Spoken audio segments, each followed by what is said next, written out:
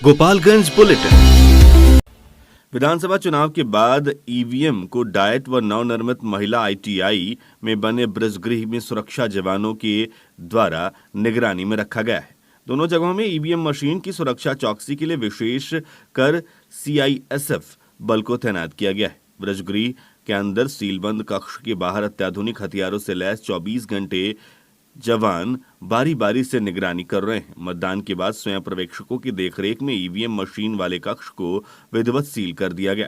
इस दौरान काफी चुस्त दुरुस्त पुलिस जवान और सीआईएसएफ के जवान मुख्य द्वार पर तैनात हैं। साथ ही सीसीटीवी कैमरे से भी निगरानी की जा रही है। बिना आई कार्ड को किसी भी व्यक्ति को अंदर जाने की अनुमति नहीं है। विधिवत जांच के बाद ही अंदर जाने की अनुमति मिल रही है। डाइट में बने ब्रजगृह में इन क्षेत्रों का ईवीएम गोपालगंज, बरौली, बैकुंठपुर और कुचायकोट विधानसभा क्षेत्र के चुनाव के बाद रखा गया है, जबकि हथुआ और भोरे विधानसभा क्षेत्र का ईवीएम नवनिर्मित महिला आईटीआई में कड़ी सुरक्षा के बीच रखा गया है। दोनों जगहों पर 24 घंटे निगरानी हो रही है। बीच बीच में जिले के वरीय पदाधिकारी भी आकर जांच पड़ताल कर रहे हैं।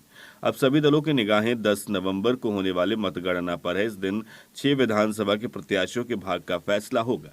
परिणाम बताएगा कि मतदाताओं ने किसे विधानसभा में भेजने का फैसला किया है। सभी विधानसभा क्षेत्रों में हुए त्रिकोणीय मुकाबले में जीत का सेहरा किसके सर बंधेगा, यह मतगणना के दिन ही तय होगा।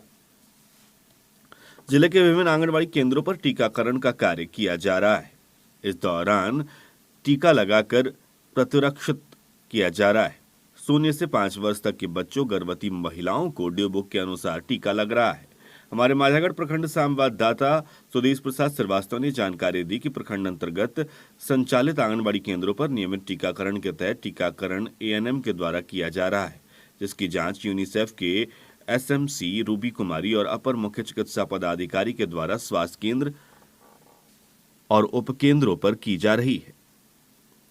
उपकेंद्र कोयनी अंतर्गत आंगनबाड़ी केंद्र संख्या 100, शिव भगत के टोला कोयनी और स्वास्थ्य उपकेंद्र पथरा के अंतर्गत आंगनबाड़ी केंद्र संख्या 115 भैसही धमही टोला में जांच की गई। जांच के दौरान 0 से 5 वर्ष तक के बच्चों और गर्भवती महिलाओं को ड्यू बुक के अनुसार टीका लगाकर प्रतिरक्षित किया जा रहा था। मौके पर जांच टीम का सहयोग यूनिसेफ के केवीएमसी नवीन कुमार के द्वारा किया जा रहा था।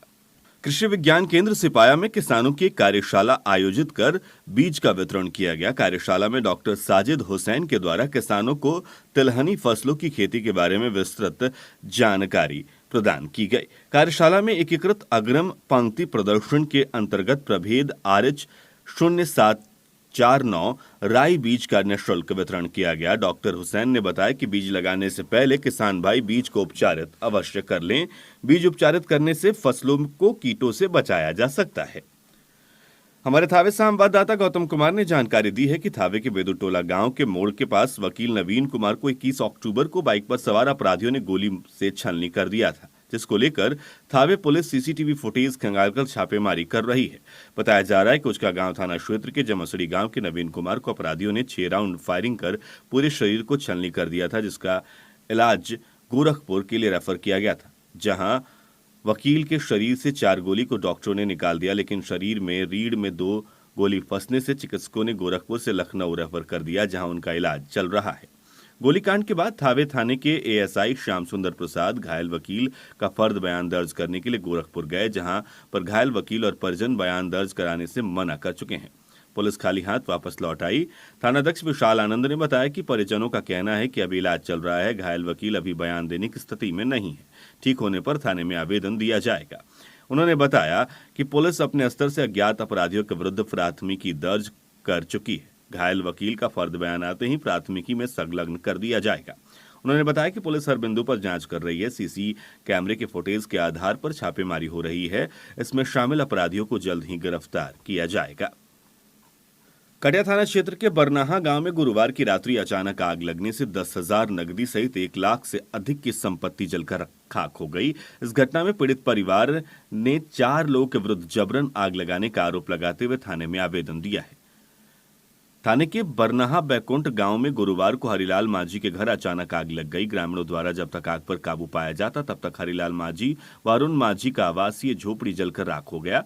इस घटना में हरिलाल माझी का 10,000 नकदी रुपए भी जल गए। इनके घर में रखे सोने के गहने, कपड़े, अनाज सहित सब कुछ जलकर राख हो गए। इस संबंध में हरिलाल माझी द्वारा 4 लोगों पर आरोप लगाते हुए थाने में आवेदन दिया गया है। वर्षा टाइम्स मिलने तक प्राथमिकी दर्ज नहीं की जा सकी थी।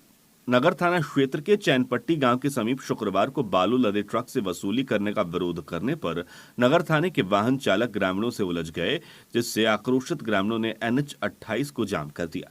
ग्रामीण पुलिस के वाहन चालक के खिलाफ कार्रवाई की मांग कर रहे थे। 2 घंटे तक हाईवे जाम से सड़क पर वाहनों की लंबी कतारें लग गईं। बाद में मौके पर नगर थाने से पहुंचे पुलिस पदाधिकारियों ने ग्रामीणों को समझाकर शांत करा दिया। पुलिस ने ट्रकों से वसूली करने से इनकार किया है। बताया जाता है कि चैनपट्टी गांव के समीप पुलिस के गश्त दल की वाहन खड़ी थी। नगर थाने के प्राइवेट वाहन चालक अंकित कुमार वाहन से उतरकर उधर से गुजर रहे बालू लदे ट्रकों को रोककर अवैध वसूली कर रहा था, जिसे देखकर कुछ ग्रामीणों ने अवैध वसूली का विरोध किया। विरोध करने पर पुलिस का वाहन चालक ग्रामीणों से उलझ गया, जिससे ग्रामीणों में आक्रोश फैल गया। आक्रोशित ग्रामीणों ने NH-28 को जाम कर प्रदर्शन शुरू कर दिया। ग्रामीण नगर थाने के प्राइवेट वाहन चालक के खिलाफ कार्रवाई की मांग कर रहे थे। 2 घंटे तक हाईवे जाम करने से सड़क पर वाहनों की कतार लग गई। बाद में मौके पर पहुंचे नगर थाने के पुलिस पदाधिकारियों ने ग्रामीणों को शांत कराया। इस संबंध में पूछे जाने पर नगर इंस्पेक्टर प्रशांत कुमार ने बालू ट्रक से पुलिस के अवैध वसूली से इनकार किया है। उन्होंने कहा है कि ग्रामीणों के आरोप के आधार पर मामले की जांच की जा रही है। हथुआ अनुमंडलीय अस्पताल के समीप एक निजी क्लिनिक में प्रसव के दौरान एक महिला की मौत हो गई। महिला की मौत के बाद आक्रोशित ग्रामीणों ने क्लिनिक के समक्ष जमकर हंगामा किया। इस बीच ग्रामीणों के उग्र रूप को देखकर चिकित्सक तथा कर्मी क्लिनिक से फरार हो गए। बाद में सूचना मिलने पर मौके पर पहुंची पुलिस ने ग्रामीणों को समझाकर शांत कराया। पुलिस मामले की जांच पड़ताल कर रही है। बताया जाता है कि हथुआ थाना क्षेत्र के मछागर लछीराम गांव निवासी मिथिलेश पटेल की पत्नी को प्रसव पीड़ा होने पर स्वजन उन्हें गुरुवार की देर शाम हथुआ अनुमंडलीय अस्पताल ले गए। इसी बीच एक आशा कार्यकर्ता उन्हें बहला फुसलाकर अनुमंडलीय अस्पताल के समीप स्थित एक निजी क्लिनिक में लेकर गए। क्लिनिक पर पहुंचने पर चिकित्सक ने महिला को भर्ती कर लिया। कुछ देर बाद प्रसव के दौरान महिला की हालत बिगड़ गई तथा उसकी मौत हो गई। महिला की मौत होने की जानकारी मिलने पर आक्रोशित ग्रामीणों ने क्लिनिक पर हंगामा शुरू कर दिया। ग्रामीण चिकित्सक पर लापरवाही बरतने का आरोप लगा रहे थे। ग्रामीणों के उग्र रूप को देखकर चिकित्सक व कर्मी क्लिनिक से फरार हो गए। बाद में सूचना मिलने पर मौके पर पहुंची पुलिस ने ग्रामीणों को समझाकर शांत कराया है। बोरे थाना क्षेत्र के 2 अलग अलग जगहों पर पुलिस ने छापेमारी कर 354 बोतल शराब बरामद किया। हालांकि दोनों जगहों पर धंधेबाज पुलिस को चकमा देकर फरार हो गए। इस मामले में एक नामजद तथा 2 अज्ञात धंधेबाज के खिलाफ प्राथमिकी दर्ज कर उनकी तलाश की जा रही है। बोरे थाना क्षेत्र के गोपालपुर गांव में अपने पति के चेहरे को नापसंद कर दूसरे के प्यार में डूबी एक महिला पति के घर से 3.5 लाख रुपए कीमत के गहने और 70,000 रुपए चुराकर फरार हो गई। इस घटना को लेकर पति ने घर से फरार हो गई पत्नी के खिलाफ आवेदन दिया है। उसने पत्नी पर दूसरे व्यक्ति से अवैध संबंध रखने का भी आरोप लगाया है। पुलिस मामले की जांच पड़ताल कर रही है। उधर चलती कार का चक्का फट गया, जिससे कार बुरी तरह से दुर्घटनाग्रस्त हो गई। कार चालक की इस घटना में मौत हो गई। 2 अन्य घायल बताए जा रहे हैं। घायलों को सदर अस्पताल में भर्ती कराया गया है। नागालैंड से राजस्थान जा रही कार का चक्का अचानक फट गया। बरौली के सोनबरसा गांव के समीप NH-28 पर यह घटना घटी। उधर हथुआ में एक व्यक्ति को गोली मार दी गई, जिन्हें इलाज के लिए हथुआ अनुमंडलीय अस्पताल में भर्ती कराया गया। इलाज के दौरान इस व्यक्ति की मौत हो गई। मृतक जय बहादुर सिंह बताया जा रहा है। अज्ञात अपराधियों ने इस वारदात को अंजाम दिया। मामला हथुआ के रोपनचक का है। मौत के बाद से ग्रामीणों ने सड़क जाम कर दिया। एसपी के आश्वासन के बाद सड़क जाम खत्म किया गया।